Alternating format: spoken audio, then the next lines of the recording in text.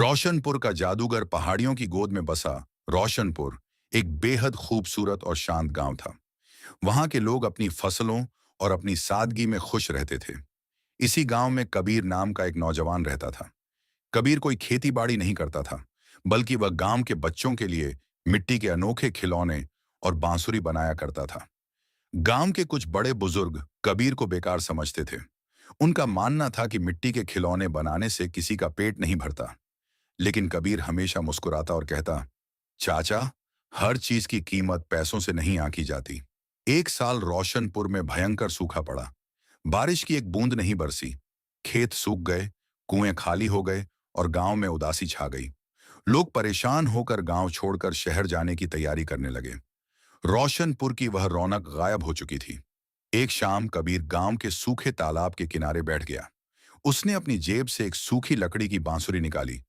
ये उसकी सबसे पसंदीदा बांसुरी थी, जिसे उसने बहुत शौक से तराशा था। उसने आंखें बंद की और एक गहरी सुरीली धुन बजानी शुरू की। उस धुन में रोशनपुर की मिट्टी की खुशबू थी, सूखे खेतों का दर्द था और बच्चों की खोई हुई मुस्कान की पुकार थी। धुन इतनी भावुक थी कि गांव के जो लोग अपना सामान बांध रहे थे, उनके हाथ रुक गए। सब खींचे चले आए और कबीर के चारों तरफ इकट्ठा हो गए। कई लोगों की आंखों में आंसू आ गए। तभी एक चमत्कार हुआ।